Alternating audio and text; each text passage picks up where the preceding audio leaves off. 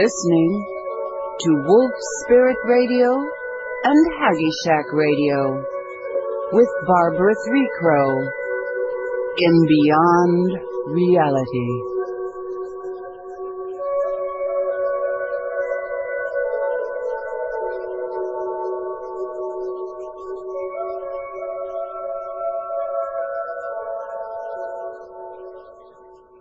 Okay. Welcome, everybody. This is Barbara Threecrow with Beyond Reality. It's June 17th, 2016. Thank you for tuning in to Haggy Shack Radio and Wolf Spirit Radio. I'm excited today about my guest. Usually I'm reading from a book, as you know, The Alien Mind. I've been reading that for several weeks now, but talking with my friend, my guest, my fellow contactee, Suzy Meszoly, I got really excited about what she was talking about. She just returned from the Contact in the Desert conference. Now, Suzy was born in Australia, but she now lives here in the United States, actually here in the Hudson Valley. She's a spiritual teacher. She's a founder of the Love Now movement. She's a messenger, and some say channel, but I say messenger for the master teachers, an energetic healer. She's a founder of the Art of Energetic Healing School, and she just returned, as I said, from the Contact in the Desert conference. I understand there were 40 speakers, top in the echelon of the cosmic connected UFO ET circuit. About 4,000 people, I guess, were there, and Suzy's going to share with us some of what happened and some things like the ninth dimensional Anunnaki, the chemtrail news, something very exciting, elongated skulls from Peru, Ormus gold. Now, here's an interesting piece, the interaction there during that conference with benevolent star beings, also the disinformation that was trashed around, I guess you could say, and the truth, and also those compromised. Curious about that, as some of us listeners know that there are those that have been compromised. So Suzy's first book was published in 2011, The Infinite Universe, a guide for being here now. And Suzy, are you there now? I am here now and excited to be here now. I'm excited too. Boy, when you and I started talking the other day, I just said I have to have you on as my guest today. So this is pre-recorded, and I know people on the chat on Wolf Spirit Radio already started saying, oh, they're going to line up a lot of questions for us. And I said that, oops, I'm sorry, but this is going to be pre-recorded, but that's because I'm not available Friday for my live show. But you and I can do this again, and people can write in questions. Are you up for that? Absolutely. We'd love to do that, yes. Now, you want to say a little bit more about yourself? I know I covered a little bit, but I know you're really involved in a lot of things, a lot of very exciting and powerful things going on in your life. And one thing I'd like you to just share is the interviews that you do. And is that through the Love Now movement? Yes. So we started the Love Now movement a few years ago, and we're putting up interviews with people that I find interesting. Now, I don't necessarily say that I agree with all of these people that I'm interviewing. Some of them we're interviewing to find out what they think, but we don't necessarily agree with it.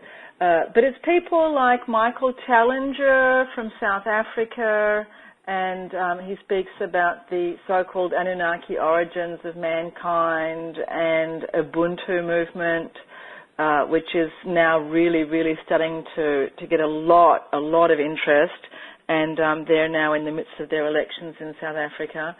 and people like Anthony John West about the Sphinx, and just recently I did some interviews also with Jai Uttal and Krishna Das, the wonderful kirtan singers, American kirtan singers. That's about to go up. And just now at the conference we interviewed 3 or 4 people, and of course we have our wonderful interview with you from a couple of years ago. So it's people from what I call the truth community, from the spirituality, Indigenous people, and also we do a little bit of tech and science as well.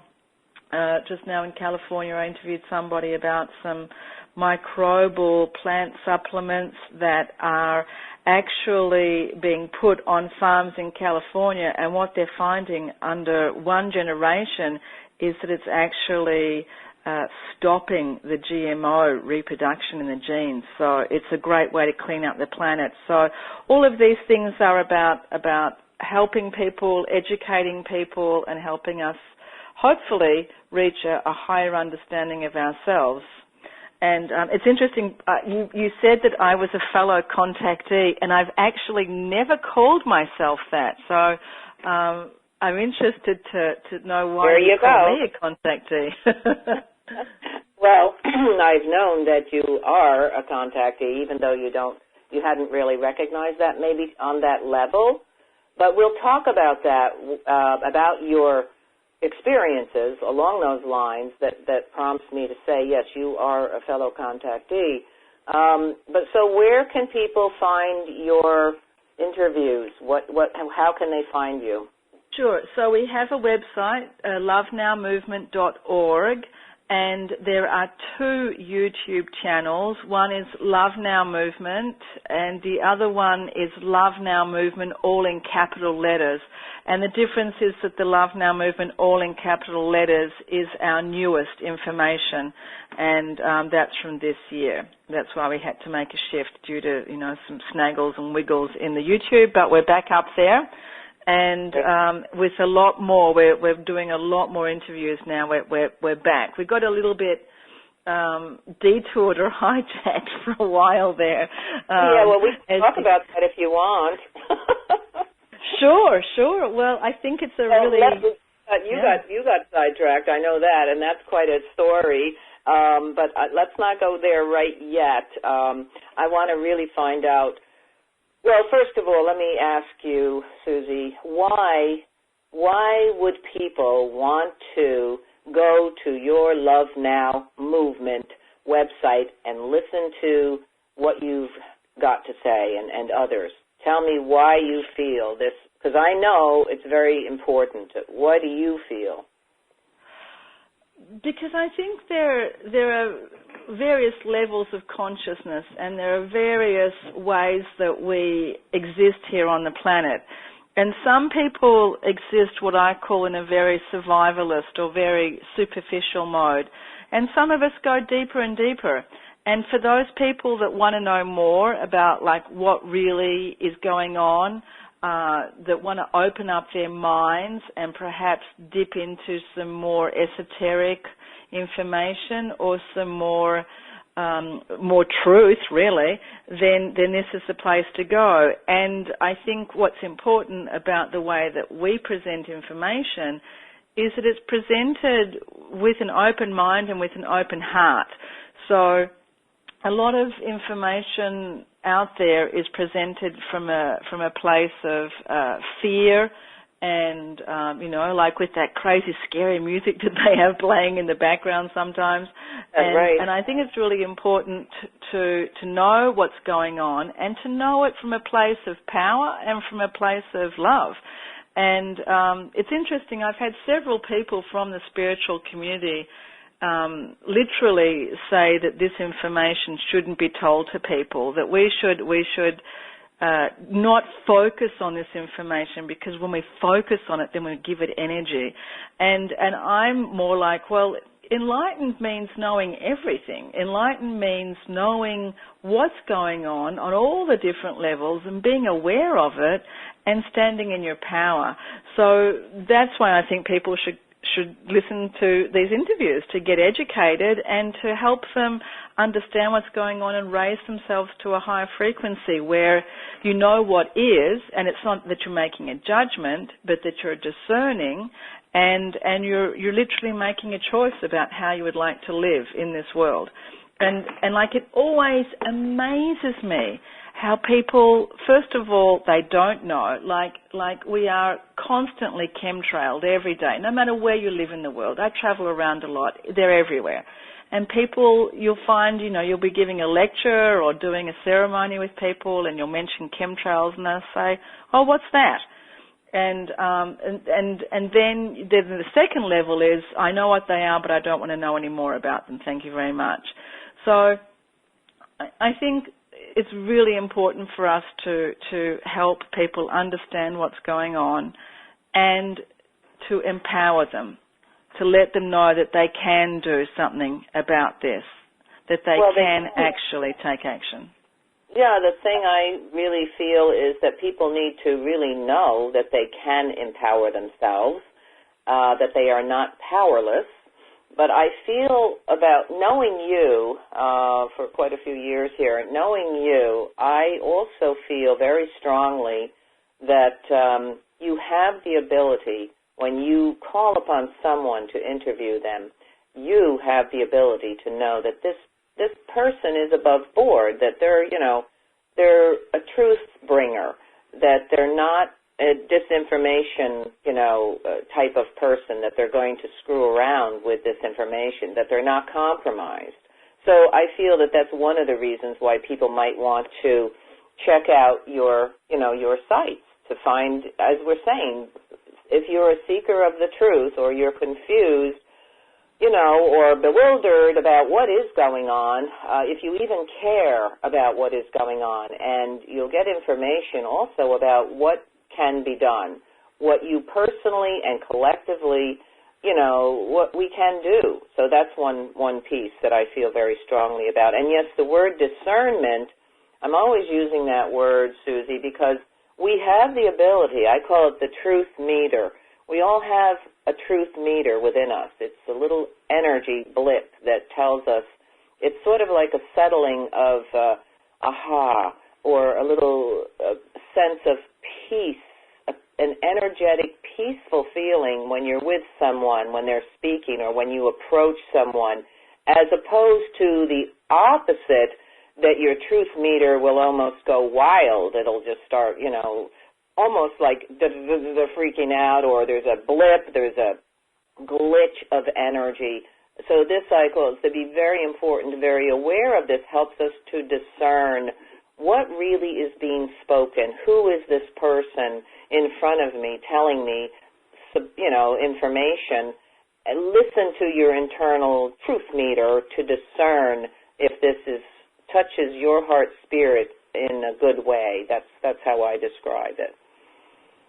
So at the same time, I do have to say that there might be people that we are interviewing that don't necessarily pique my truth meter, and I won't say names here, but there are a few people that we've interviewed that I think are compromised. And I think the way that we ask the questions and the type of answers we get show what's really going on. So just to clarify that as well. And I have to say too, in my own private work as a healer, I find a lot of the time my work is removing, or what I say, liberating entities, parasitic entities, or liberating people from programming, whether it's targeted or global, which is interrupting their ability to see the truth and to know the truth. So, like even myself, I know I've had, compromises in my life where I haven't really had the ability to know something truthfully or see it for what it really is because I was somehow affected. So I think that's also important to understand sometimes that we might be on a detour. We might, and not to judge that, but to know that, well, that's also a part of this process of being on this earth and being a part of the learning curve, because I know that the experiences that I've had in my own private life have really helped me understand other people around me, and it's made me even more, I think, obviously compassionate, but it's it's given me wisdom in areas that I might not have had if I had not experienced it myself. So just to let us understand that sometimes our truth meters can lead us down a thorny path as well sometimes. Yeah. Well, let's say the truth meter is in default in that moment. Yes. Reset. And we're getting a lot of help with resets right now, I think. Well, they're working hard for us, aren't they, to reset our truth meters, But I agree with you, because I always say that whatever has happened to me in my lifetime, ups, downs, ins and outs, dark places, falling off cliffs, or whatever it is that you want to say, has all been instructional. Very, very significant teachings. So it's a good thing. That's the way I view everything, even though some things have really been rough for me as a personal, journey. I always say that I've learned from every one of those experiences because I chose to explore what I could learn from those experiences rather than going into the victim or, woe is me or stupid me or why did I do that type of response, because that doesn't really help us. And I think that it's all good. That's how I look at it. So how would you like to start with your experiences there out at that Contactee in the Desert conference?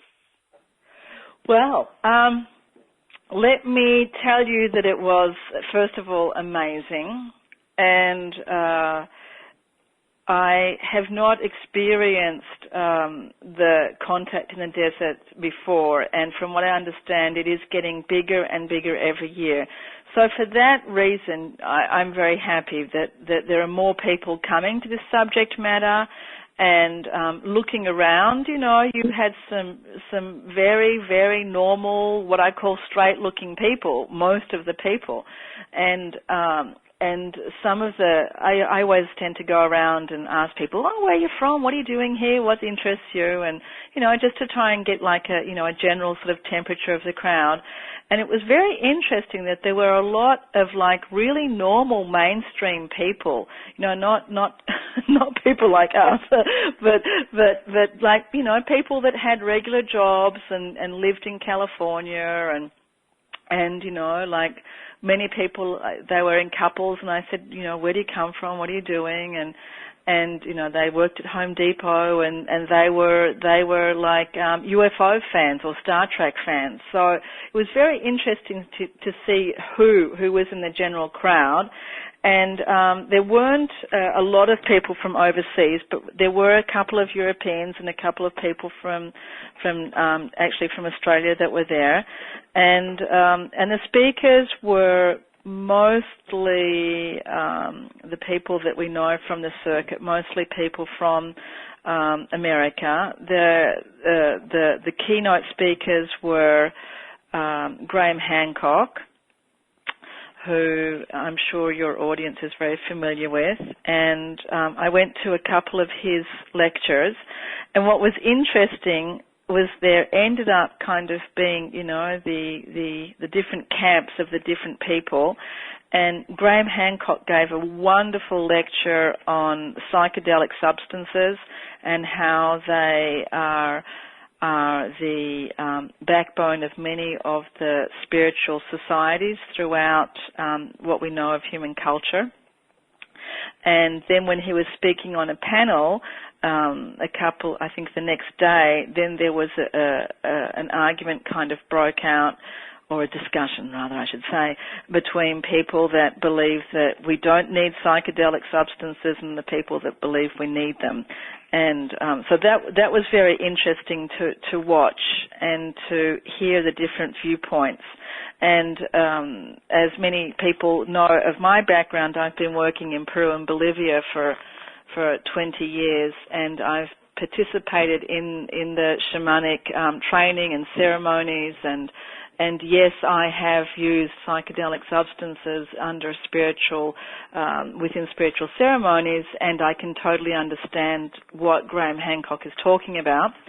And he believes that, and the other big kind of discussion that came up in the conference was Graham Hancock is saying that, it's not necessarily ancient aliens that have built all of these structures and have visited Earth, but it actually could just be an advanced human civilization, our prehistoric antiquity. And I want to interject here a little bit because the information that I have received, personally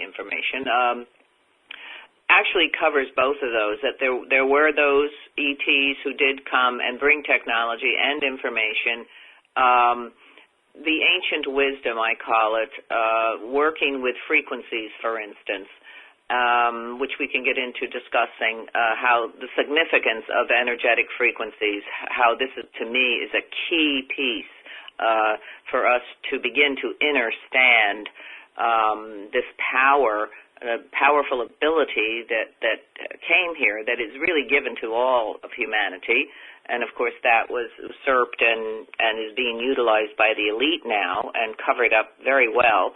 And also, advanced people that lived here on this earth, but there's always where did they derive from. That's a big thing we talk about. What are the origins of us? And we may not be all from the same place, which I don't feel that we are, but I feel that our origins are from the cosmic realm, many of us. And also the information about these monolithic structures that I received. There was and is known by many First Nations people, for instance, and ancient knowledge speaks of the giant race that was here on this earth, on the Mother Earth. When you have a giant person who could lift up a monolithic structure with ease, for instance, but also you have the technology of working with frequencies that also levitates, large stones, for instance. So just going to throw that in there. I don't think there's any... It seems to me that it's not just a black and white issue.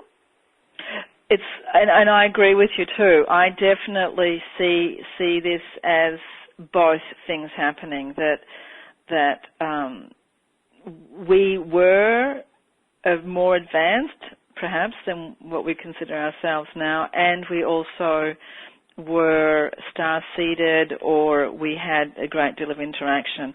But it was interesting in the conference how everyone chose very clear corners and delineations. And what do you think about that? Because I think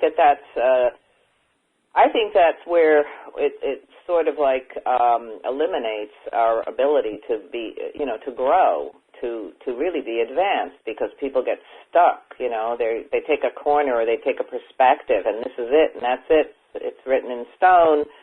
What do you think about that? Well, just in terms of Graham Hancock, I think his research is phenomenal, and I think he's a brilliant scholar. But it's interesting because whenever I have ingested psychedelic material, or what I call the plant masters, I'm talking about namely ayahuasca or the cactus huachuma, and of course only drinking in Peru or where it is legal to drink with a shaman. Exactly. Very big difference. People and absolutely only in the strictest sense of ceremony. So again, I want to stress that very, very, very much, because I know that there are so many ceremonies going on all over the place, and people drinking on the weekends and stuff, and I just want to state that it is a very dangerous thing to participate in a ceremony unless you are absolutely in a sacred protection. Let me interject there, because sure. I'm totally there with you. Yes, This is something that needs to be respected. This is a plant, a living entity, a spirit. And so that, first of all, is something that has been, the way to work with these spirits has been handed down in the indigenous cultures through generation after generation. And you really should be with a person who has a reputation, who is reputable, someone who really knows this plant medicine and the ways of their people. It's very, very important, because now, as you say, people are just ingesting this stuff for, a weekend or whatever, just because they can, and they don't know the ins and outs. And a person may say that they've been trained or they know this way. Just be very careful. That's just a word of caution. Well, and I have to say that what happens is the doors are flung open, and when you're in that open state, you are absolutely vulnerable to anything happening. And as we know, this is when a lot of these parasitic natured entities enter people, and there is a lot of danger in that. So if someone's working with you, you want to make sure that they have the ability to keep you in a safe place. Well, that's yes, the most important thing. Yeah. Yeah, I mean, they will attach. These entities are present in those realms, and they will attach themselves to you. And you have to have someone there who knows all about this, what to do, how to protect you. That's why we're saying be very careful. Yeah. That's all. And I've done a lot of work with people that have come back from ceremonies, even people that have come back from Peru, actually, where they've gone down for like the 10-day dieta. And they've come back and they are absolutely fragmented and scattered and they're basically schizophrenic. And I've worked with them using homeopathy. That I went to school for 6 years and became a homeopath many years ago. And doing, basically energetic and spiritual healing to bring them back. So back to Graham is, whenever I've been in ceremony and being I like the way that you said being a messenger with the master teachers, who are a highly advanced group of light beings from what we call the Galactic Council of Light. That's often when I have a lot of discussion, a lot of messengering is going on at that point, energetically and information wise. And so to me, it's a massive cosmic awareness opening time. So I'll be interested to know one day when I do get to interview Graham, if he has experienced that type of interaction, not just with the Earth plane, but also with the galactic plane. And I think maybe when he does have that experience, then maybe he will also maybe change his opinions a little bit about our cosmic brothers and sisters, and how they are deeply connected to everything of Earth. Does he have a different opinion on that? Does he? He sent out an email yesterday, which I was looking at just this morning, and he said that recently that he was speaking at Contact in the Desert, and he was making his case about ancient sites and ancient texts, and how often they're considered proof of extraterrestrial contact. But he says, really, I think it's more that these are the fingerprints of these lost advanced human civilizations. And then he goes on in his I think it might have been on Facebook even, he goes on to explain how in one of the, I'll just quote him, "Then in one of the panels I participated in, there were those who expressed the hope that intelligent and advanced extraterrestrial beings, friendly aliens, our space brothers," in quotes, "would soon intervene to save us humans from our own folly and iniquity." And then he goes on to explain how, these plants, the trees, the cacti and the fungi that he calls the ancient teachers of mankind show us how to transcend states of consciousness and how they educate us and allow us to be more loving human beings. And so just to quote again from him, in other words, do we really need friendly, non-human aliens to save us? Do we really need to place any hopes at all on elusive extraterrestrial space brothers when so much good advice and so many wise teachings are already being offered to us by vast celestial intelligences manifesting on the Earth plane as psychoactive plants, fungi, cacti and trees? ?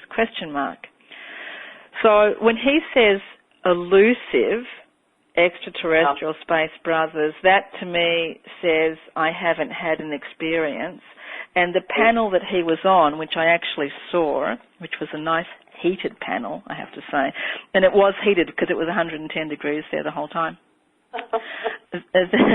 that there were people on that panel that were people that have, I would call, direct contact, that are real experiences of non-terrestrial beings. And so I think he's saying quite clearly, I've not had an experience. Right. So my feeling, and I'm curious about yours, my feeling and what I've been saying on and over again is that no one is going to come and save us.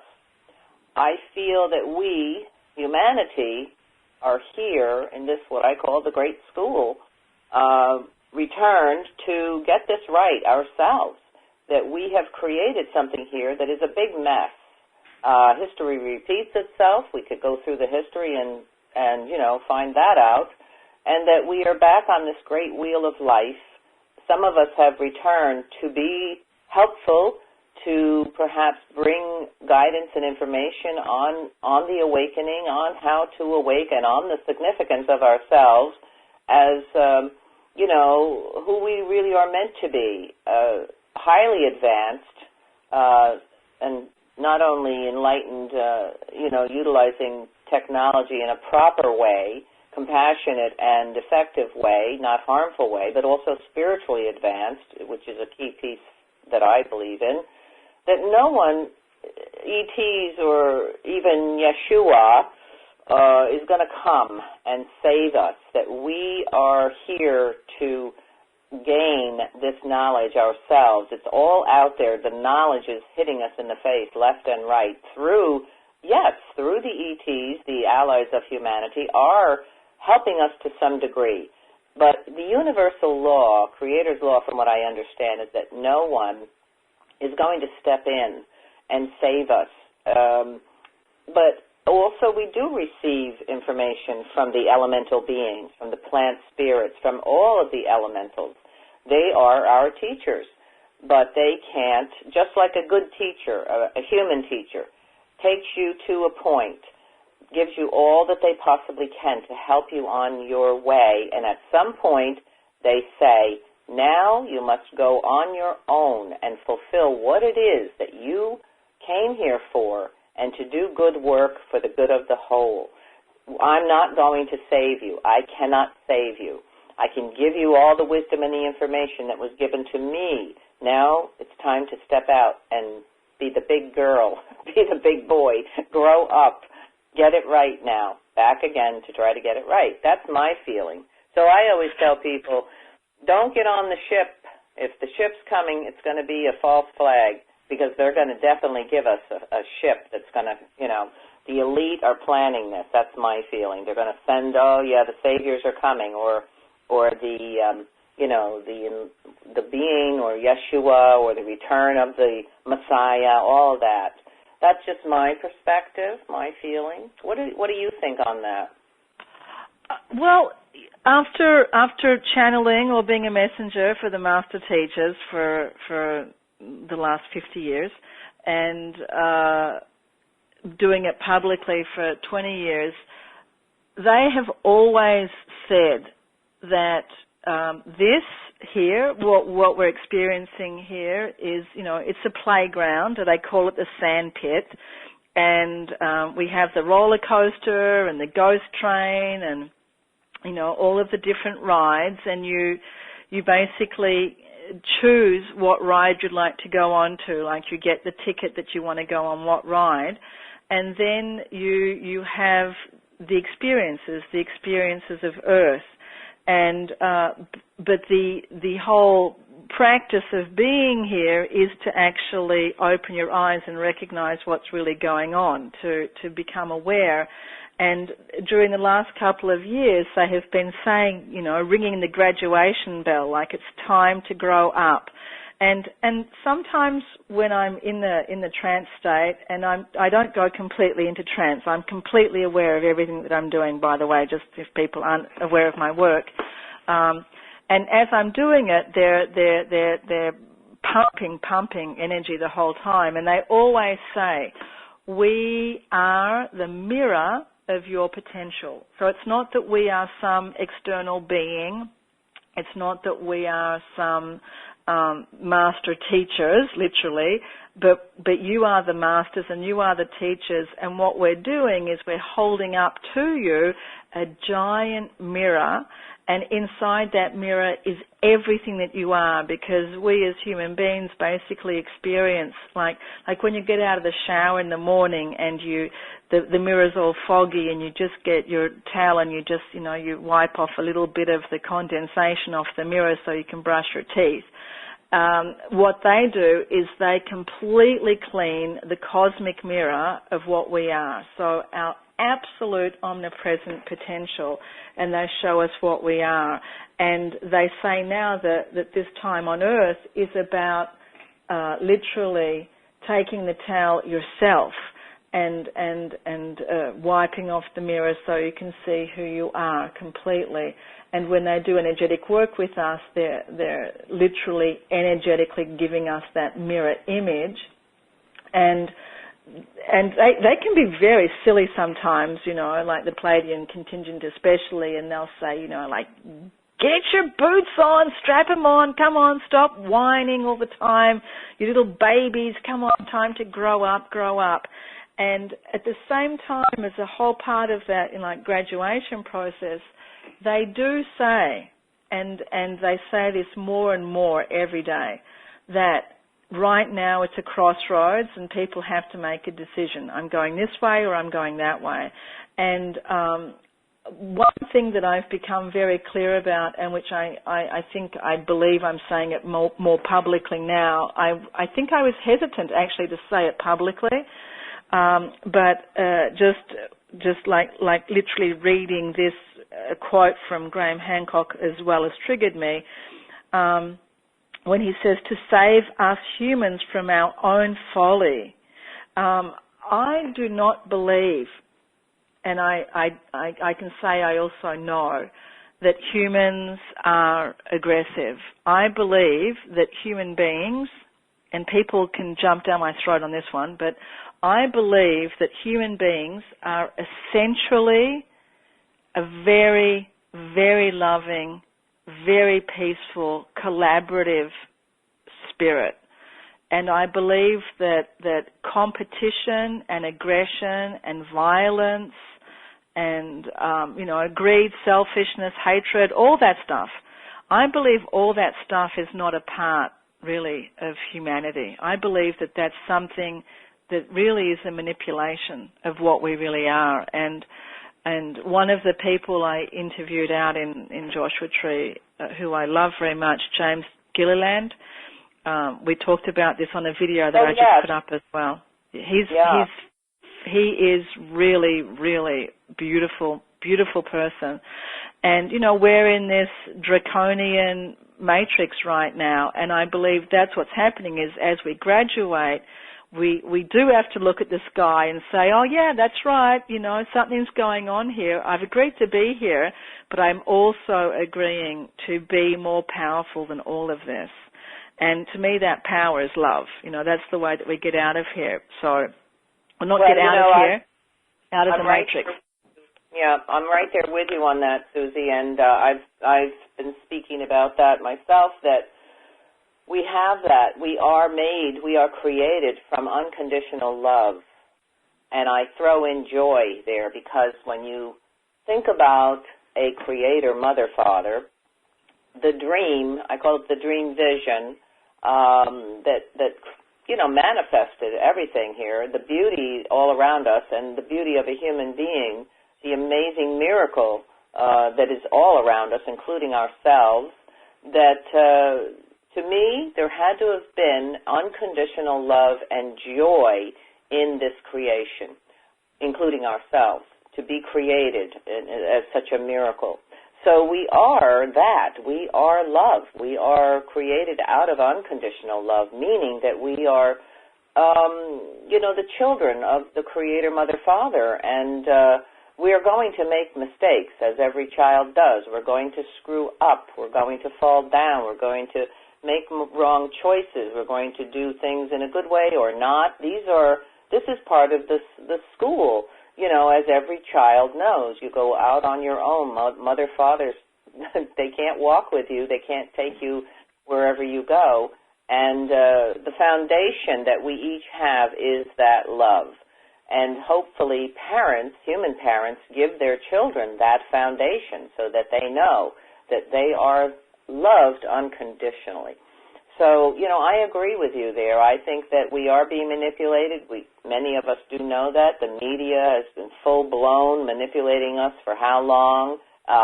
Visually and then energetically, we have that manipulation going on. So we really are not what, the vile, nasty, hateful, violent type of people. We have been led down that pathway, and we've made choices. There's the big piece right there. Now, yes, we are at a crossroads, a very crucial crossroads, and either you're going to choose the light way or you're going to choose the dark path. That's how I see it. And we are being heavily, heavily pounded to pick and choose the dark way. Now it's right in our face, really. In the political realm, we see that too. So, yeah, this is a very key point we're at as human and sacred beings, because we are sacred. I believe every human being is that sacred child. That's my feeling. And I think what's fascinating about the process is that it has become normalized, like those things that we consider negative behavior and competition, greed, violence, etc., that it has been so normalized, it has become absolutely normal to switch on your television, if you have one, and every second program for sure, has a gun in it, has a rape in it, has a violent act in it, and it is absolutely normalized. And just recently, I was involved with a discussion with a drama teacher. My young daughter, who is a budding young actress, is very involved with drama, and every single play that is being put on by this drama group has a gun in it. And I'm like, hey, what's going on here? Why are 10 and 12-year-old children on a stage writing plays together where everything has a murder and a gun in it? Oh, but that's drama. That's entertainment. And I'm just like, this is not entertainment, and the reference was made to Charlie Chaplin. And of course I then become the strange person. This is the weirdo who is against the what is the norm. And I think that's why it's so very, very hard for people. I mean, I stand out, I get my head chopped off, whatever happens, that's okay. you just keep going, right? You just keep coming back and doing it again and again, because we know what we believe in is absolutely the right of human life on this planet. But I think it's very hard for people. I think it's so hard for them to see what's going on, and I think it's very hard for them to stand up and say something, because as soon as you do, as soon as you click on the chemtrail whatever thing on Facebook and say, I agree, then all of your other Facebook friends think, oh, there we go, there goes another weirdo, you know, that there are chemtrails. Like, why would they do chemtrails? And I came to an understanding more about this, just working with students in my school and private clients and groups and all the things that we do. I'm really trying to work out this whole fear thing and how we use fear as our teacher, and how we use fear as the trigger to instigate deeper spiritual understanding. And you know that story of the deer, you know, the deer are all gathered in the field and they're eating the grass, and along comes the wolf, and here we are on Wolf Spirit Radio. And along comes the wolf, and the wolf in this story is the predator of the deer. And all the deer, of course, can sense the wolf. They can feel it in their being. That's, you know, they're wired for survival, so they know very well there's a wolf there. And I think this is what people are too. They know very well what's going on. They know that there are chemtrails in the sky, GMO in the food, false flags all around them. You know, they know all of this is happening. But if they look up from the grass and look at the wolf, if they are because it's always one deer that looks up. It's not the whole group on whole. It's always one deer. As one deer looks up, they know that when the wolf sees them, that the wolf must engage. It is the wolf's absolute obligation to engage as the predator. So then, of course, the wolf chases the deer, and the deer gets taken down.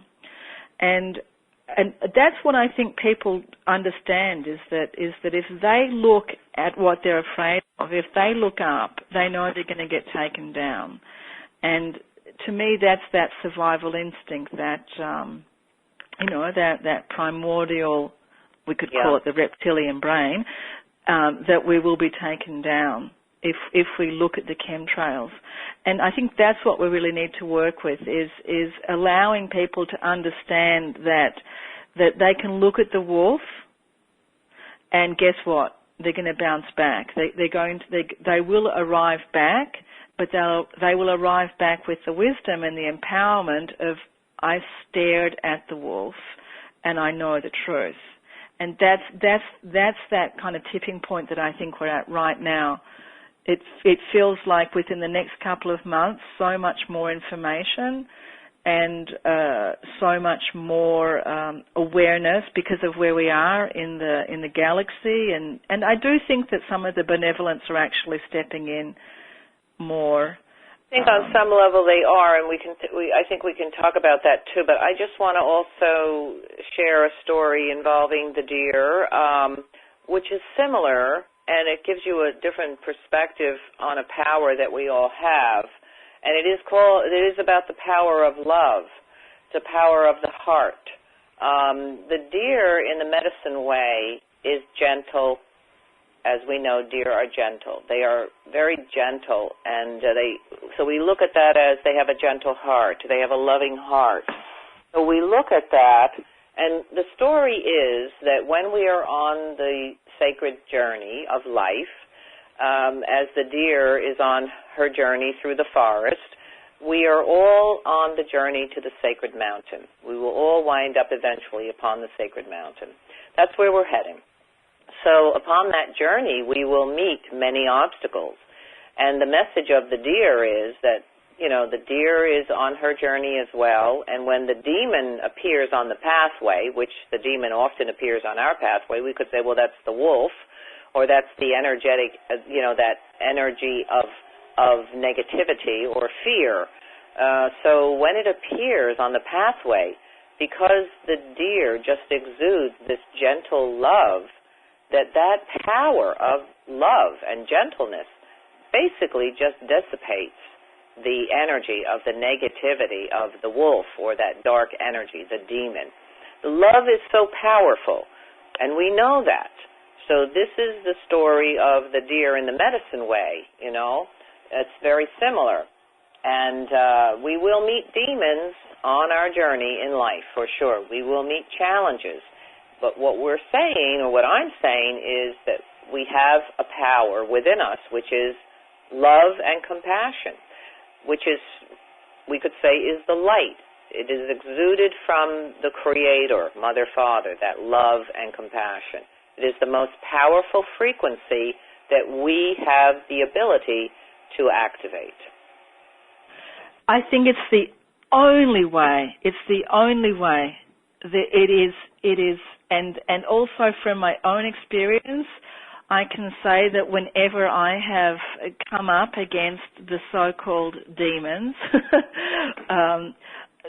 demons are also from Creator energy. They're all from Source. They're all from the original love energy. You know, they might have got a bit confused along the way. They're on a detour, but we're all, as you say, going up the mountain.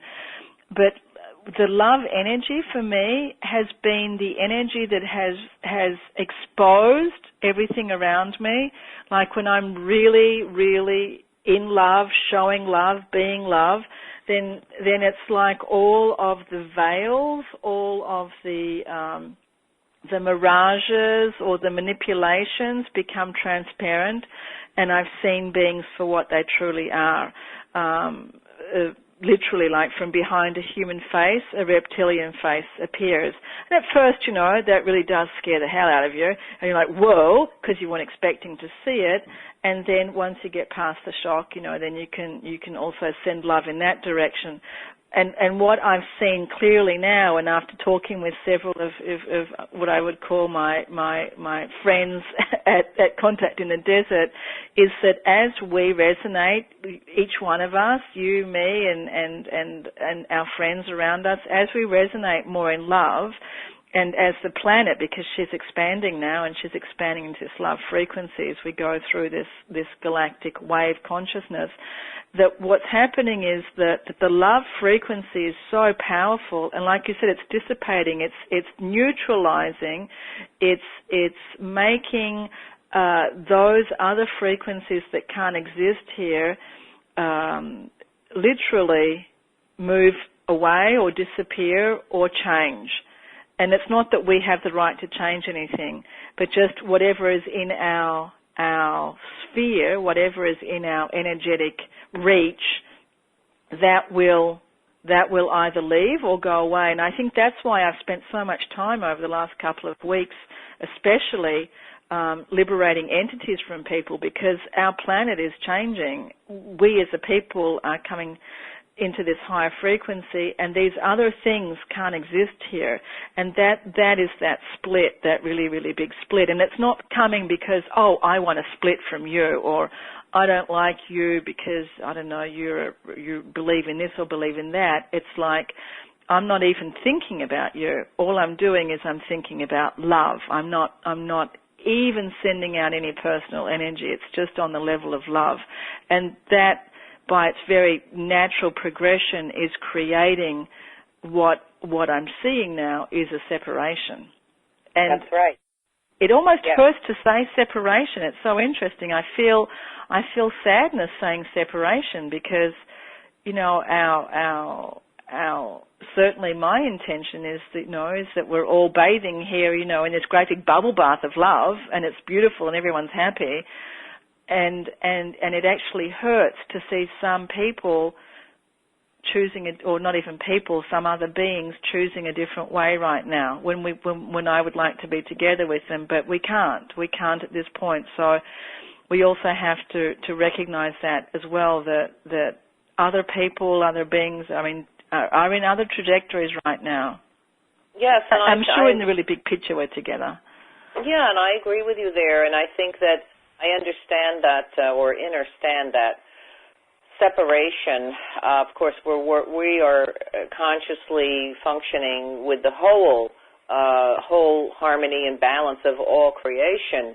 which I feel was original, but also everything is as it is meant to be. And then there are certain, agreements, certain entities or certain humans make agreements to participate in a certain way on the journey of life, past, present, and future. So I look at all those parts. To me it's not such a black and white thing, oh, they're separating from us and some are getting it and some are not and some are going on their own way. The compassion for that, for those, for everyone that has a choice, agree to make certain choices too, for their own spiritual journey or their gaining enlightenment or their participation in a certain way as a teacher. All are teachers, even those that are confused and messed up and doing things that are maybe harmful in our perception. They're teachers. The dark is a teacher, a powerful teacher. So we have to look at that too, So I'm just saying on that perspective is my personal viewpoint. And I think the darkness is teaching us also how to be more aware and discerning. That like at the conference, I noticed there were some people that were talking about the Galactic Federation of Light and how we're all love and everything. And then in the next couple of paragraphs, they say, oh, and we have all of these great leaders on our planet who are here to help us, like the Pope and Hillary Clinton. And and I was like, did I miss something here? Like, really? Like, well, what planet are you on, or what planet are they on? I was a little bit confused by that, and I recognize that there are so many people out there, the public figures that are talking about light and love and galactic alliance, and they are also a part massively of the disinformation or of the manipulation, because and that's what I'm talking about, the dark being a teacher, is that I'm glad I had my eyes open and my ears awake when I heard that, because everything else that this one particular person was saying was right up my alley. Love now, blah, blah, blah, galactic alliance, everyone's good, blah, blah, blah. But then when they said these particular people, I recognized that the wool had been pulled over my eyes. That they were compromised. They must be, right? I mean, am I wrong? Is Hillary Clinton a teacher of the light? You're asking me? I kind of missed that one. Oh, well, here's my feeling that no, I don't believe that. I believe that person who gave that speech that you said was right on with the love now and blah, blah, blah, and then they slipped into the disinformation, which is part of the agenda. Pull the people in with some of the truth and then give them some of the lies to lock them in to the agenda piece. So, right. no. And make them all vote for Hillary Clinton. I think they're compromised. I think that person is compromised. If they were not compromised, they would in no way bring in, yes, the Pope and Hillary Clinton and whoever else they may have said are good people. They are not good people. They really are compromised. I'll just throw that out. Hillary is a reptilian. She's been compromised big time. And forget the reptilian piece, okay, if people can't handle that.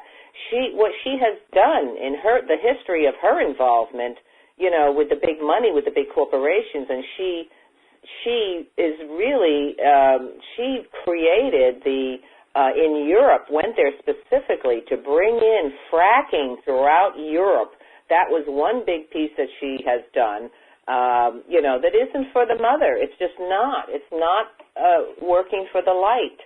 It is just not. And the Pope, don't get me started on organized religion, and it's very not of the light. It's just not. Any organized religion, whether it's the Pope or not, because, we are sovereign beings, spiritual sovereign beings, created from that perspective. No one has the right to tell us how to communicate or how to get to God or tell us we're a sinner and and give us penance and tell us we're going to go to hell or that we are born with sin. I mean, just think of all this stuff that these religions and the hate, the separation rhetoric, look at the history of the Catholic Church, what the Catholic Church has done. Look at the Inquisition, the 9 million women mostly who were murdered, yes, gays and gypsies and so on too, but look at that. Look at what the history, how can that be working in love, working with love, being love, compassionate, brothers and sisters. We are all the same, but not according to them. Right. So we can definitely agree that this person is compromised. And, I mean, I know that many people that listen. Who was that? Who was it? Who was it? Share? I think in the transcripts, and there are CDs and DVDs of the entire conference that people, if they want to know, can look it up. But I think it would not be in my best interest as a compassionate, loving being to name names. My intention here is more to say that everywhere, keep your eyes open and keep your ears open, because I was sitting in this lecture and I was like, hey, who's this guy? I've never heard of him before. Obviously it's a man.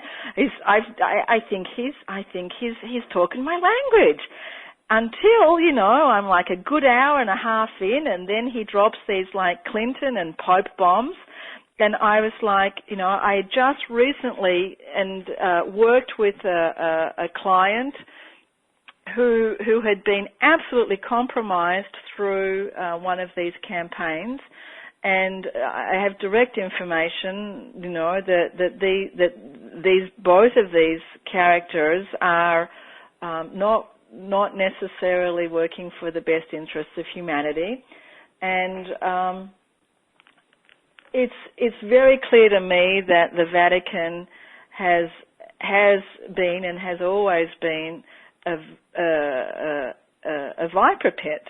And a number of years ago, I organized a conference in New York called Multiple Realities, which was basically a super soldier conference to put out information, again, out to the general public so that they can understand what's going on. And we had the Montauk boys there, Preston Nichols and Duncan Cameron, who were speaking about the top secret government programs at Montauk, the torture of children. They were involved with this personally, and talking about remote viewing and, the Montauk Project. We all know about it. Right. And there were some super soldiers there from several generations, one of them who came forth for the first time, who went public, naming names, telling about the amount of technology on planet, off planet, the deep space programs. And during the whole organization of this conference and afterwards, I was constantly receiving what we call signatures from the Vatican, and manipulating me, attempting to stop the program, messing with our webs, the whole thing, personal threats, death threats, everything. And a lot of the signatures went back to the organizations, the various organizations that we're aware of that are always seeking to harm and to stop the information from coming out. Now, I do know that we've reached the tipping point now, and the information's coming out whether they want it to come out or not, and people are waking up. But just I do again say this warning: as people are looking at information, as you're watching YouTube, as you're reading books, as you're listening to shows, just know that within the truth community, within the spiritual community, there also are people that are providing a different agenda other than community and collaboration. And it's very interesting. I used to work for George Soros. That's my great, fabulous background. And it's interesting how people are talking about that when they talk about me as well. So George Soros is considered one of the kingpins of the Illuminati and the New World Order and all of that business. And I worked with him for 11 years, so I can certainly talk a lot about that as well. And we're actually a little past the top of the hour, and we're going to take a little break here and get some water or do whatever we need to do. Let the people listening do the same, and we'll get back to you with this really amazing and fascinating discussion here with Suzy Meszoly and myself. So we'll just take a short break, and we'll see you on the side.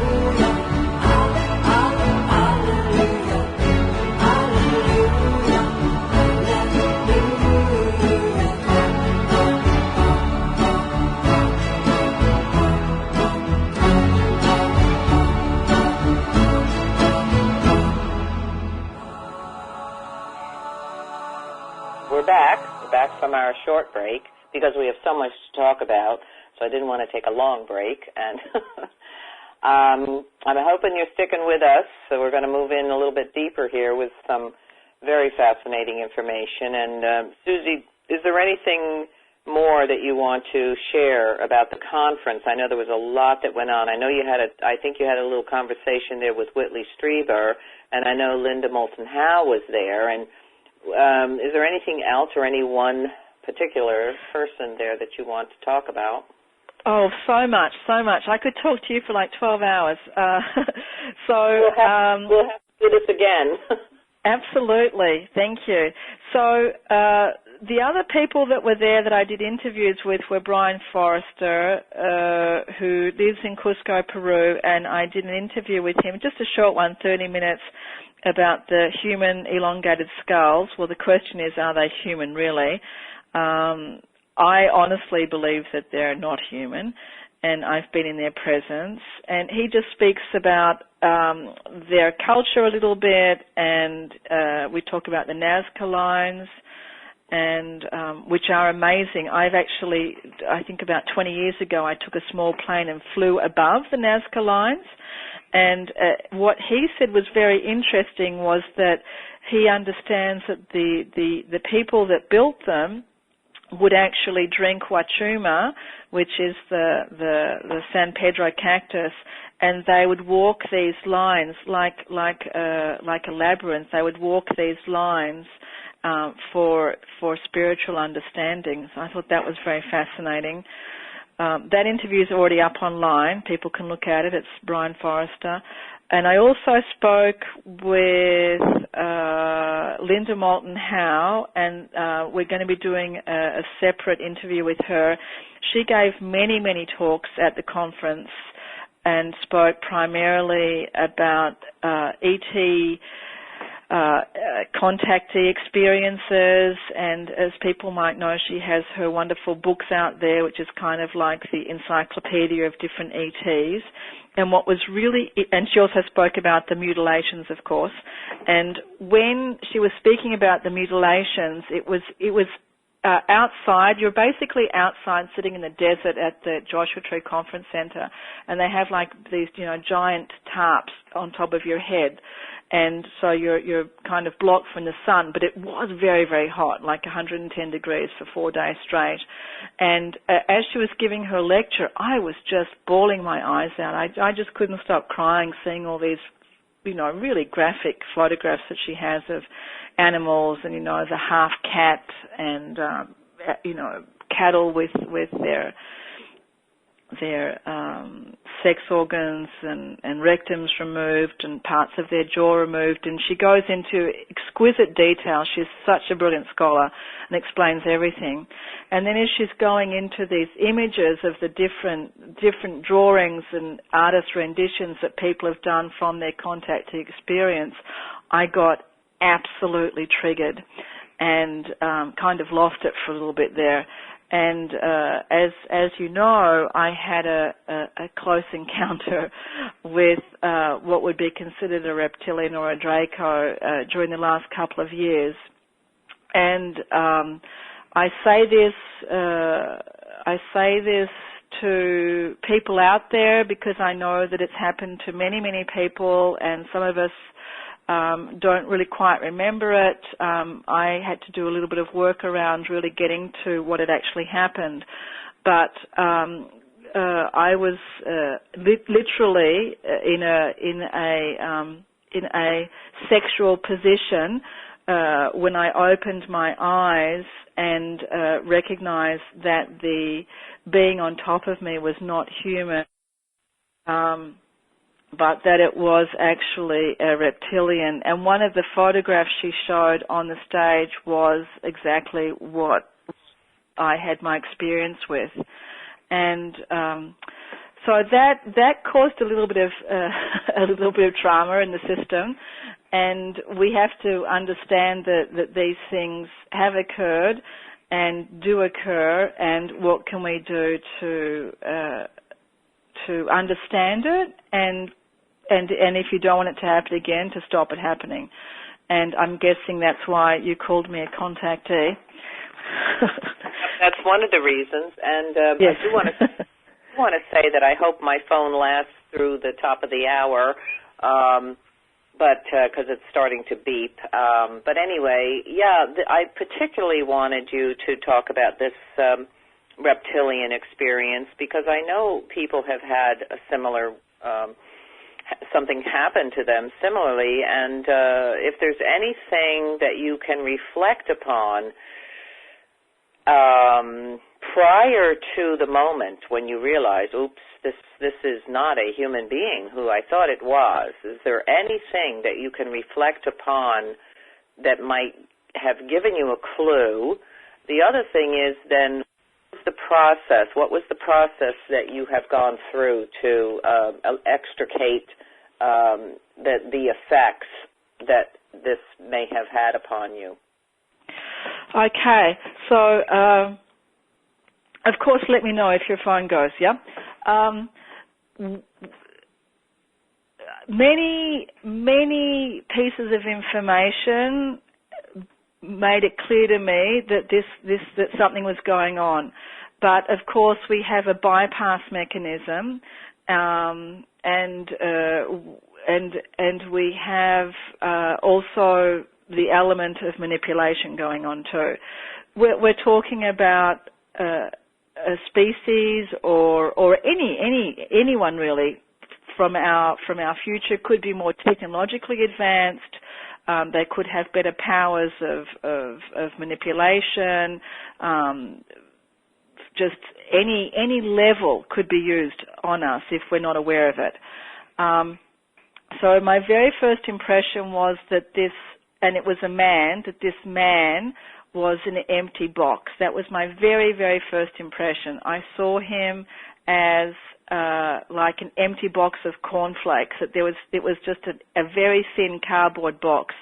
So I think that was my mind's way of telling me that this is not a human, that this is an empty box. And I understand now that this being was almost like a drone, not necessarily a being that has a soul, but a soldier or a drone that's sent in to do the grunt work. And the grunt work is to eliminate or to neutralize the functioning of what most people call light workers, but I don't really like that word so much. It's more, people that are helping other people recognize what's going on, working as healers, working with the light, or like me, working with the Galactic Council, the Federation. I was also told very clearly that my DNA was being harvested because of my origins. And that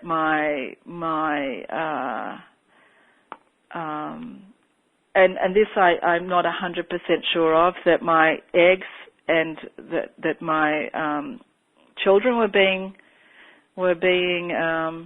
taken, which I'm not 100% sure of that. So I just want to put that out there. But I did have many miscarriages that disappeared literally. So that there's also I'm still working with that one. And the other thing that is very, very clear to me is that this person and other people that I've met that are like this person are what we call psychopaths, that they have very little or zero compassion, and they function on a much more survival mechanism. So it's much more about how much money can I get. I'm in competition. Will I survive? That was a very, very strong frequency coming for this being, which I've seen in other beings like them before. Like Donald Trump. Just to throw that. Yeah, well, yeah. Yeah. And the money thing. Okay, sorry to interrupt. Go ahead. Yeah. I think the biggest thing really was the emptiness. Yeah. The emptiness. And that was my first impression, even before they said a word or anything. It was like, you're empty.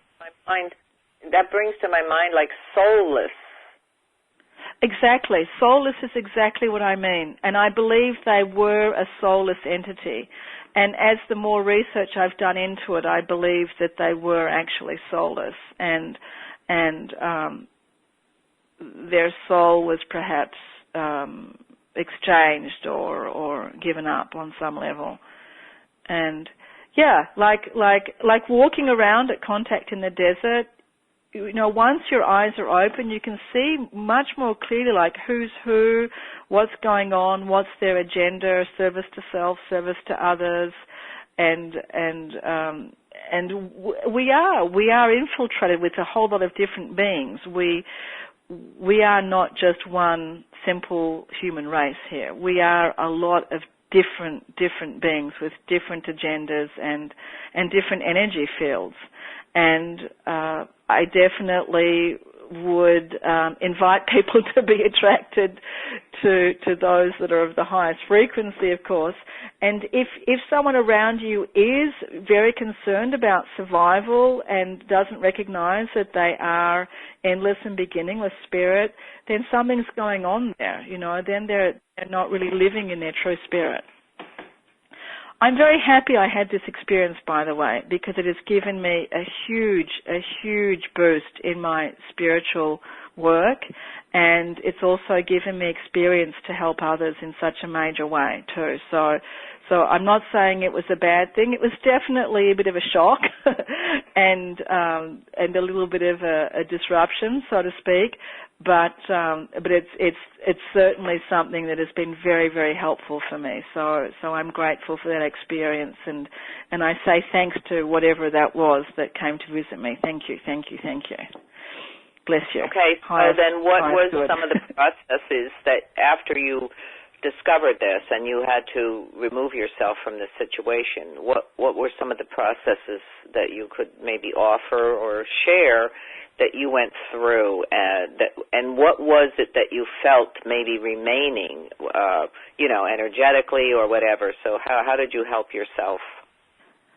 Okay, well, I was very, very sick, physically very, very sick. I had a lot of different things going on, including radiation sickness and various types of biowarfare toxins that we don't just kind of pick up from our cornflakes box. Not that I eat cornflakes, but they're just not so readily available in our atmosphere. And so through the work that I did with a number of medical people and what we would call intuitive people, and my connections with white hats in the American and European military and police force, I received a great deal of information, and I have been involved with some projects with what we call the white hats, and I believe that's why I was, such an interesting person for these people, and because of the stuff that I organize and the things that I do. So it became very clear to me that I was definitely chosen to be neutralized or to be taken out, and I do understand on some level that there are levels of what we call protection, or levels of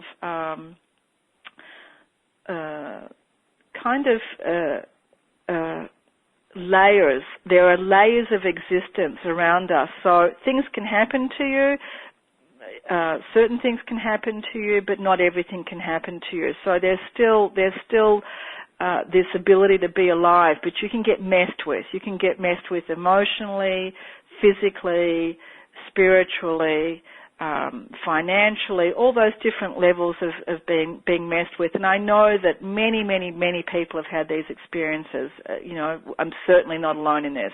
And I know some people have had it much worse. But as I was coming out of this, I became aware of the level of what one of my dearest helpers had said was I was like a colander or like a sieve, and all of these holes were in my field, but there was something greater than all of that was holding me together, which was the life force, the spirit. And that spirit apparently was being very highly amplified by what we call the Galactic Council, or the people that I work with, especially the Pleiadians, who seem to be closely related. And so I went through the assistance from the human side, the assistance from what I call the galactic side, and then I went through the education of what I'd actually been through, what had actually happened, which I really hadn't had a very strong understanding of. And as I was going through all of that, I began to speak about it publicly, which I was hesitant to do. And this is probably the most I've ever said anywhere, in any place, in any time. So this is something that I think people need to know about, and I believe I've gone through this, again, as an education process, not just for myself, but to share with others. And it's taken I would say a good year to recover physically, and it takes a long time to work with some of the poisons in your body as well as the radiation. And I've been working with it, on all levels, with a Rife machine, with homeopathy, with herbs, with diet, and also with a massive amount of what I call spiritual assistance and galactic assistance. And here I am. Hopefully. You are back. In 3D. And as a result, I think there's more of me here now. Well, that's interesting. Yes, I think I agree with that. That's the whole point, is that going through the fire, I call it, like you go, or the dark night of the soul, they call it, or going through the fire, where it's a shamanic journey. Really, I think our life is a shamanic journey, but then you get ramped up here with this major shamanic journey of meeting the demon, being involved with the demon. But, when you're a shaman, you are trained how to go into the place where the demons will appear, because they invariably appear because they don't want you to reach the light. They don't want you to reach the place where the medicine is that you can bring back to help someone. So you're trained, basically, and it's known, a shaman knows that they will be perhaps chewed up, dismembered, spit out by the demons, but they have to have the power and the way and the knowledge and the support and the helpers and the allies on how to restructure themselves to get to the medicine, to get to the source of the place where the medicine is, to bring back to help a person or persons. So this, to me, is what you went through. You went through this powerful shamanic journey into a dark place, and you met this demon who basically tore you up, limb from limb, and so on and so forth. Have the source, that source of course, your allies, your own spirit soul, which is very powerful, your own purpose for coming here too, and the ultimate source of the Creator, Mother, Father, who sent you here to do this work. That's how I look at it. What do you think? I do think that, and what I've noticed is upon my so-called return, that the healing work that I do and the spiritual guidance, that everything is like, we're seeing like miracle healing. So yep. going into this experience really, really makes you more powerful. Yeah. And, I know the Hindu teachings are full of this, like the closer you get to the power, the more the demons come out. To me, it's always just showing you can be even more loving. You can be even more powerful. And now, my heart bleeds for these beings. I see them as suffering, and I see them as confused, and my heart bleeds for them. But I also know, and I speak about this with James Gilliland in our interview, I also know now that as much as I want to be, loving with everything and everyone, I also need to create the detachment, separation, loving mode, which is, I love you, you're wonderful, but I'm going to leave you over there for a little while. Well, I'm going over here, So that to me was actually the biggest and the hardest teaching was the separation, which is what I said before in our first half, which I believe is something that some of us do struggle with. Right. Well, during that period of time when you were off on that shamanic journey, you and I were not in contact, but I do remember when you began, when you were stepping into that, we did talk briefly, and I recall, and I told you this, I recall you telling me that you were going off onto this pathway with this person and so on and so on and so on. You described who that person was. I got a powerful hit of, this is not a good thing. I felt this thing, right? I told you that, but I didn't say anything to you because I thought, well, you're a big girl. You know what you're doing. And I didn't say anything, and then we lost contact, and I've been busy, and you've been busy, and then we just reconnected, a couple of months ago, and you started to tell me this story, and I was like, oh, my gosh, that is why I got that message. Now, I'm laughing about it now, but, I have had my own journey, shamanic journey with an entity. I shared a little bit of that with you, and we were laughing. Well, next time we sense anything or get a message, please say something. Please let me know. Yes. Well, I think we've both become so much more to me, it's literally like going from black and white to seeing color. And when I was at the conference, some of the people that are very, very, we're talking super famous, like TV people and personalities out there, I would look at them and I would see something different. And I feel I've been given some sort of extra special way of seeing now, so I can be a little bit more aware and not just la-di-da. And one of the people that I met at the conference, I said hello, and I saw this really weird thing happen in their eyes, as if their eyes blinked 100 times really, really quickly, and their pupils were changing as I was looking at them.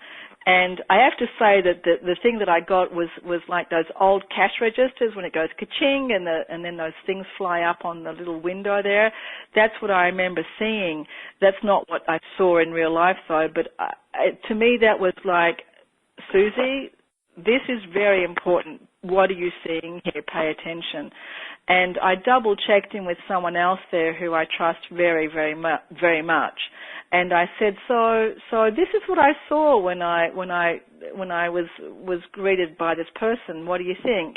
And they said, this person has been walking around the conference hugging people all day, and you can see a delivery mechanism, an exchange with a hug of something that is like an attachment, and so beware. Look what's going on. Look what's happening around you. Look at every single thing, every single person, and don't believe what anyone tells you. Open your eyes and see. And that's a big part of this for me now, is just okay. And as I open my eyes, I'm opening my eyes with love. I'm not opening my eyes with fear or hatred or it's love. I want to know what's going on, and I want to know it with pure love. That's the big difference after having my experience. Yeah, and it also, my experiences have also empowered me and have been very significant. And so, and that's, I feel, very purposeful. It's sort of like we're sent upon a journey here on the earth, and we will meet various forms of experiences and teachings that are meant for us. I want to know, I had received information years ago, and I talked about this with many of my circles and teachings, that if you think that things are rough now, wait. This is just practice. This is practice for us. And so this is about preparation. So it is. We are being prepared, okay? I want to know, I knew there was the dark. I knew there was that acceleration. I knew it was growing.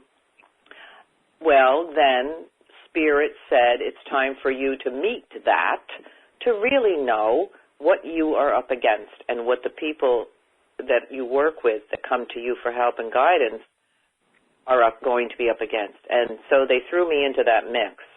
And yes, I experienced, and I saw what was really happening, what this really is about, so that I could know what I need to draw upon. So it was a powerful, powerful teaching, very difficult. It was really important, you know. So it's not to be in fear. Definitely there was not the fear, and I was protected, and I was helped, and I was guided. It was sort of like, for me personally, I needed to experience to know how best to help the people that are, you know, needing help, needing to know how can they protect themselves, or what we are really up against. What is this? And the power that we really do have. And again, for me, it's the power of that frequency of love and the source that love comes from, which to me, you know, I call Great Spirit, Creator. And these are the pieces. This is the link. This is that source, that ever-present flow, that energy, that frequency emanating from the one above and the mother below us. We're standing in the middle. We're like in the sacred center of the sacred hoop, sacred circle, and we are there. What is above, so is below. We are the center, the sacred beings here. So that's how I look at it. So the experiences that you've had and I have been powerful, difficult, challenging, but so significant for us personally, so that we can share, you know, with others too, to help support others. That's how I see it too. And I think what's going on, and you know, that's one experience, and I know we've both had more of those, especially because of the work we're doing. Like right now, from what I understand, and from the remote influencing or the remote spiritual work that we're doing, there really is a war now. There is a fight for the planet. There is a fight for the richness and the potential of what we are. And this is something that they didn't talk about too much at Contact in the Desert. A couple of people, again, like James, who's spot on and is really in connection with the benevolent extraterrestrial races. We spoke about this with him.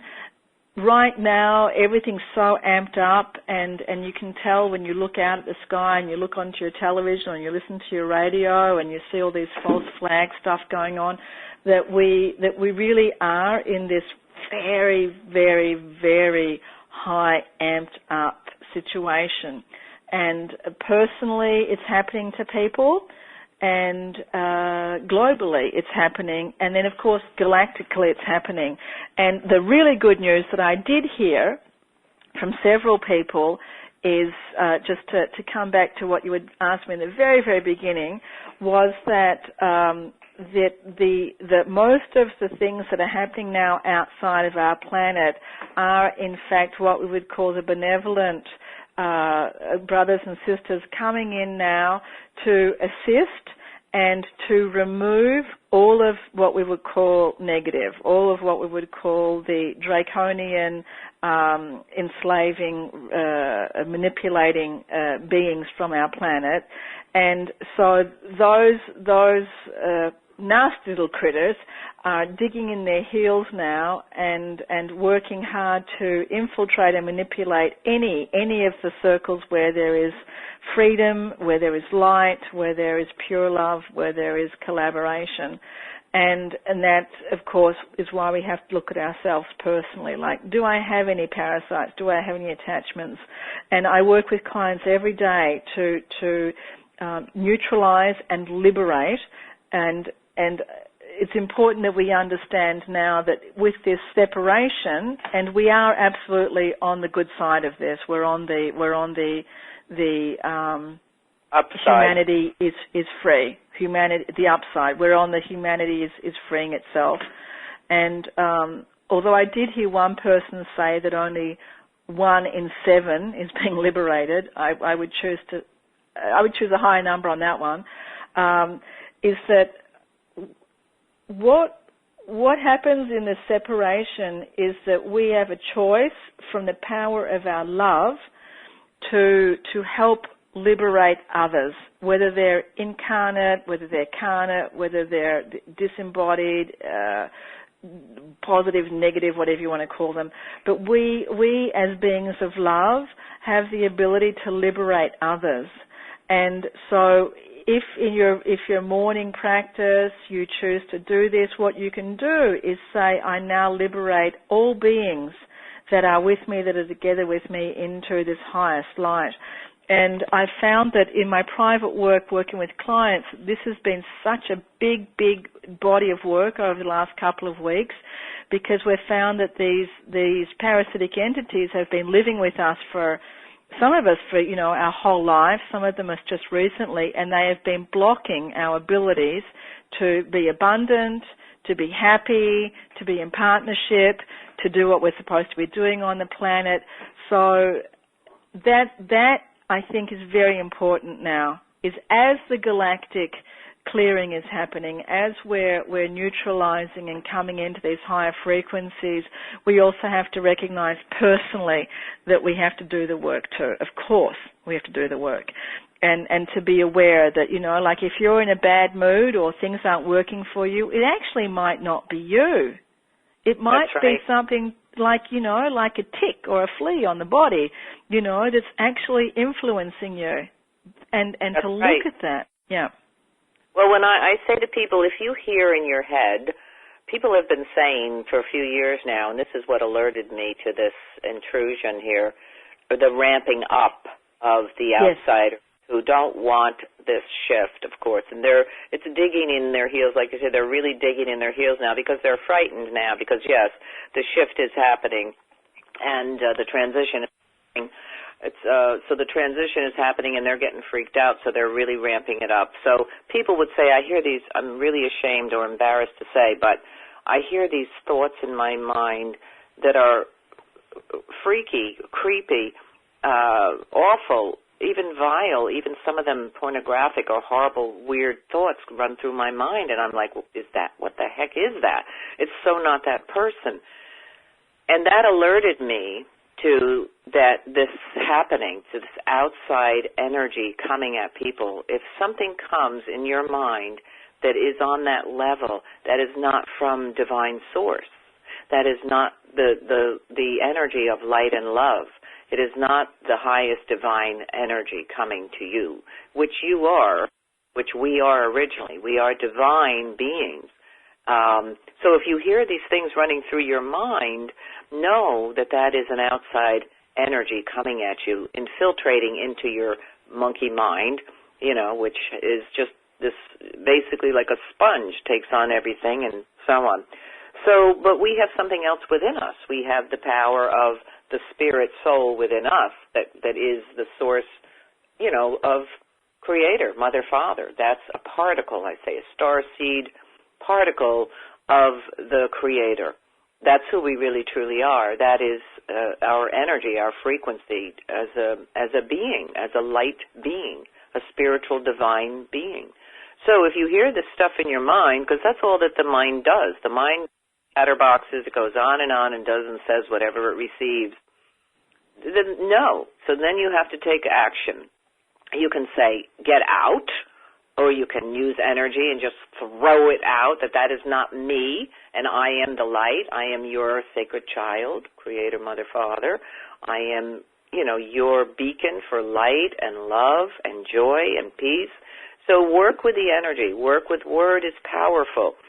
So, yes, things that come into your mind that are creepy, weird, dark, negative are outside influences. That is not who you really are. That is so important because I was at a shopping mall recently with my daughter. She was doing a food bank thing. I've never been to this shopping mall in my life before. I walk in there and suddenly I'm thinking, oh my God. I am so worthless. I am so stupid. I'm so fat. I'm so ugly. I'm just going to walk out of here and kill myself. And I was thinking, how are they transmitting this so strongly into my mind? It was like so clear that this was a transmission. It was absolutely powerful. Now, maybe, in my state of being a intuitive or a channel or a messenger, I get it 1,000 times stronger because my receivers are turned way up, right? But, oh my gosh, it was so strong. And, so many people I know, they're driving down the road, they say, oh, I think I should kill myself. I'm going to drive into that tree. Listen to this, people. It is not you. Yeah. This is what not you. Yep. Yeah, exactly. Yeah. And this is what's ramping up. This is what's and ramping I think up. it's ramping up because of the microwaves, because every day our planet is absolutely encapsulated with chemtrails, creating what's called the shield.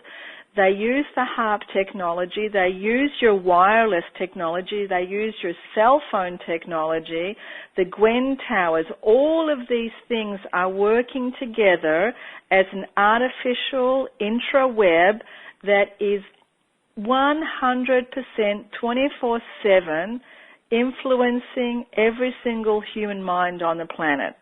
And when you have a thought, when you have a feeling, question, is this me or is this coming from somewhere else?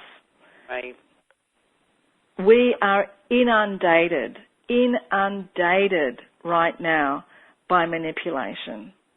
And we have the power to neutralize the manipulation and turn all of that effort, like whenever you see, a chemtrail plane, think of the effort that they're using. Oh my gosh, it's a plane, it's chemicals, but all you have to do with the immaculate power is love is say, I neutralize it in the power of love. And a very good thing that I heard, by the way, about chemtrails is, and I really, really hope that this is absolutely true, is that the military is now onto it. The good guys, the white hats in our military, and this is straight again from James, Gilliland. Thank you. Is that we are now at the turning point where the military is beginning to stop the chemtrails. Now, I can't say that I've seen that myself, but if anybody else can provide some positive information about that, please reach out to us. I have to respond to that because I had mentioned when you told me this when we were talking the other day. You mentioned that this was a possibility, and I said to you, it was last week that I was outside and I received this guidance, and the words were the chemtrails are going to stop. And I looked around and I said, really? And then you and I talked on the phone, and you were telling me about that, and I was like, well, that's very fascinating, and yes, hopefully, and, we will say, let's let that happen. That will be. And I have noticed the skies more clear around here, as last month it was like unbelievable. We talked about that. And I even feel this different energy. There's a lightness here, a different shift that I have felt, a brightness, let's say, a brighter frequency here in where I am. I'm experiencing that. But I did notice the skies were just pure blue, and the clouds are real cloud people, So let's keep that as it is happening. Let's not say I hope, or let's not say let's hope, or I hope, or maybe, or if only. Let's it is. Get that out that it is, and envision the skies as the harmony and balance and purity that they are meant to be. Absolutely. So is there anything that you want to leave the listeners with? We have just maybe 5 minutes left here, and then we will be stopping our talk, ending our talk here. But is there anything, significant? Everything has been significant, so powerful. Thank you so much. There's so much more we will share and talk at another point, Suzy, but I'm so glad you were on today. I really appreciate certain things that you shared with us, especially your personal experience, and very powerful. Is there anything that you would like to say to leave the listeners with? I would like to say thank you so much to you and for all of the incredible blessings and all of the love that you have shared with us too. Thank you so much, and for allowing me to be here with you today. And I would love to talk more with you again. I would like to finish up by saying that I honestly believe that people, all of the people of Earth, are essential, loving beings, and that every single moment we have a choice to be loving, a choice not to be in fear, a choice not to be in judgment, and that it's so simple. It is so simple for us.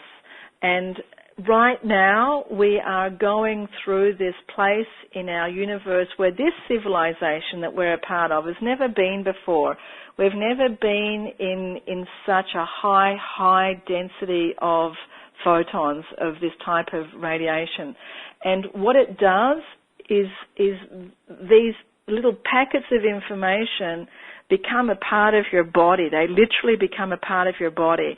So what we're doing is we're physically changing our bodies, and we're physically changing as an earth, and we're becoming more aware. We are literally becoming more and more every single day as we understand time and space.